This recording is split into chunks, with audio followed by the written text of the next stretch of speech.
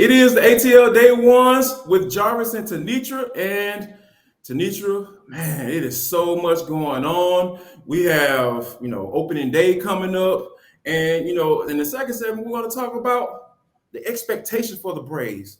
What are you expecting from the Braves this year? And last but not least,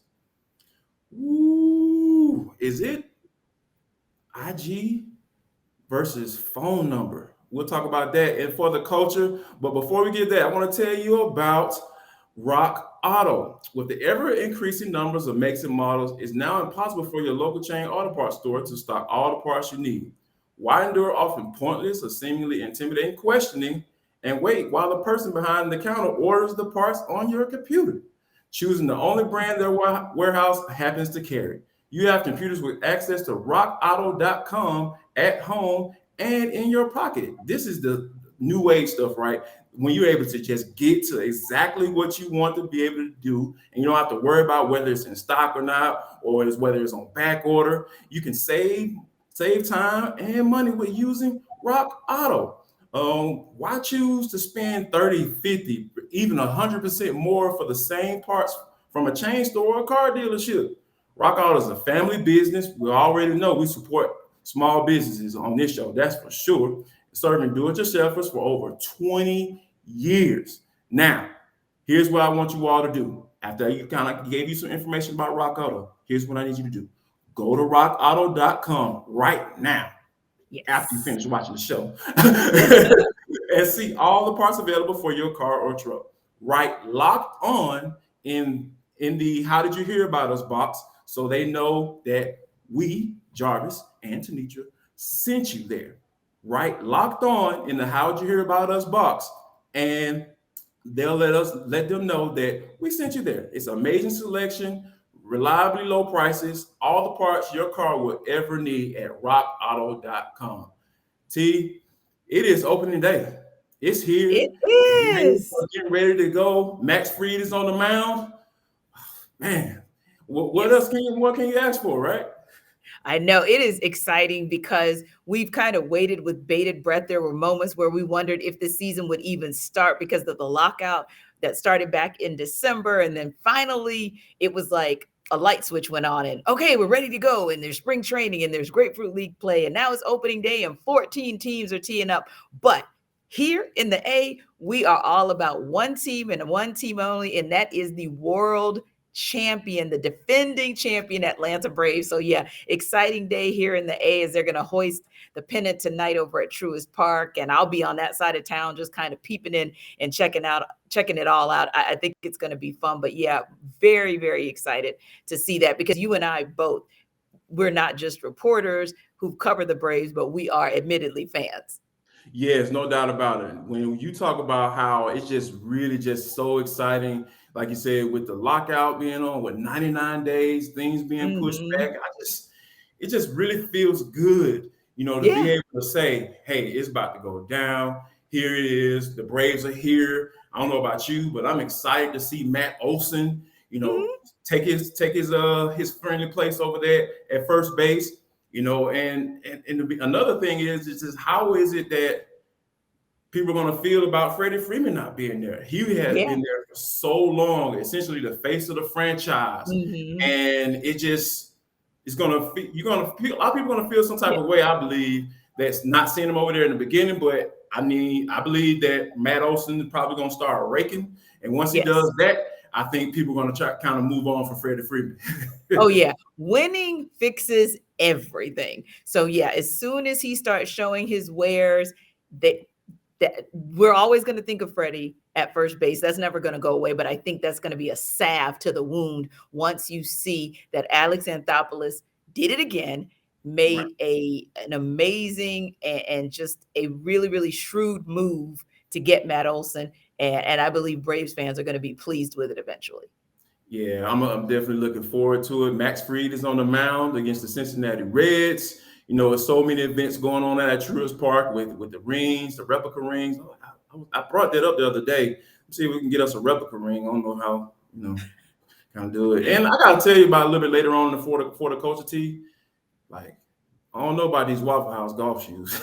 Okay, yeah, we can definitely revisit the Waffle House golf shoes. But yeah, you can, if you want a replica ring, if you will, there's a way to get it. You should probably go to Braves.com because then they'll tell you all the details about it as it relates to which games you need to go to in order to get the replica. But they've got a lot on deck for the 4 game series versus the Reds. Another team that has a lot on deck. They have exactly 2 games left in the season. The Atlanta Hawks, they taking on the Wizards last night, 118 to 103. Team, Yes. when I saw Trae Young by himself going at 11-point streak, consecutive point streak at the end of the third quarter last night, I was like, oh yeah, I think the Hawks got this one down. Yeah, yeah, definitely. And one of the things that I was really excited about, and I talked about that in my pregame as well as halftime, and that was really just focusing on 2 things. Number one, you just really did not want Kristaps Porzingis and Rui Hachimura to get hot.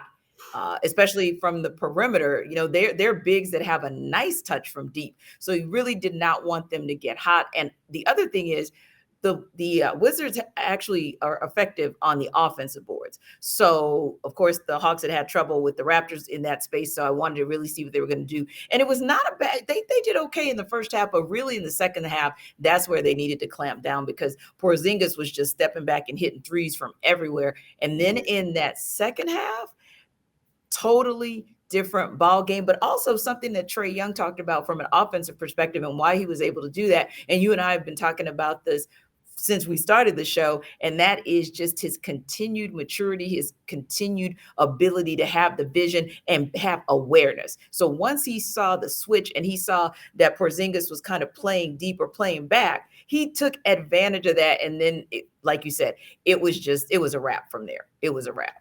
Yeah, and I think that that's what you like to see. You like to see the bigs getting ball. It's like it's something about when that pick and roll gets going on the offense, and when they Yes. use that as a kickstarter, a fire starter, so to speak, with when it comes to their offense for the Hawks, it just Mhm. seems like everything just goes so much more smoothly. Like they're moving the Yes. ball around. They're work playing off of the pick and roll, and for Mhm. some strange reason the Wizards big started backing off Trae. So Yeah. he was like, "Oh, you're gonna give me the wide open shot? Don't worry about it. I'm going to take that. I appreciate you." And I think that when you see things like that go down, it inspires me. And Mhm. defensively, that's where they kind of stepped it up in the second half last night as well. Yeah. And when the Hawks are playing, I'm not really concerned about the offense too much getting going. Right. But when they're playing defense, it seems like Mhm. that kind of gets them to play even better on offensively, which they're It already really good at anyway. Yeah, it does because every time they boxed out and they were able to get the rebound, it was like fast break, fast break. We're going to get back and we're going to make you pay and we're going to make you pay quickly. So like you said, whether that was, a quick move down the court and then kind of slowing down to set up that pick and roll, or whether it was that vision to say, "Ooh, I see the open man. I'm just going to do an outlet pass and let it run." A lot of outlet passes last night and it paid dividends, whether it was with Clint Capella or Onyeka Okongwu. So it was good to kind of see that flow. But yeah, the Hawks built from the first quarter on through. They just kept improving on defense because they were getting the Wizards to turn the ball over at a clip of like 8 turnovers in the first quarter to get 14 points off those turnovers. And that was another area where we wanted to see them get back on. And you know what? Quietly, they will pick your pocket in a heartbeat. They Yeah. will pick your pocket in a heartbeat. So there are some things there that the Hawks can continue to build on as they get ready for a showdown in Miami tomorrow night. And of course, they've got the Rockets as their last game Sunday. But on that same token, we like what we saw because it was a win, but Yes. also it was a win that says, hey, you are still in control of your postseason destiny. Win these last 2 games. That's the starting point. You win the last 2 games so that you can definitely be comfortably seated, hopefully in that 8th spot, but you still have a shot at 7. Also, the Celtics are in Milwaukee to take on the Bucks. So we'll be watching to see who wins those games because if Miami wins, they clinch. Now, what this means for the Hawks is not that they have not given Miami some trouble this season as well, and we've been competitive with them, but that may be a possibility where they sit their starters, if you will, because once they've clinched, you don't want to get in a situation where someone gets injured, right? And that Right. may be something to take advantage of, coupled with the fact that the Hawks will at least have a day of rest before they travel to Miami versus Miami having to come back from Toronto, go through customs, so on and so forth. And that can just really wear a team down. Indeed. And last but not least, Tiger Woods. He teed off at Yeah. 11:04. I know he was supposed to tee off earlier, but they pushed it back due to the weather, the inclement weather. And as of right now, as we sit here recording this, Yes. ATL Day Ones with Jarvis and Tanitra, he is currently even through 4 holes. So, hey, Yes. not bad for Tiger. And we're going to be continuing to update you throughout either today and tomorrow for what's to see what's going on with Tiger, and because we love Tiger here on this show on ATL Day Ones. But Yeah. coming up next, T, does Ronald Acuna not like Freddie Freeman? And we confirmed it on an Instagram Live. Oh man, Instagram getting all the love on ATL Day Ones with Jarvis and Nietzsche. That's next, and we'll be right back.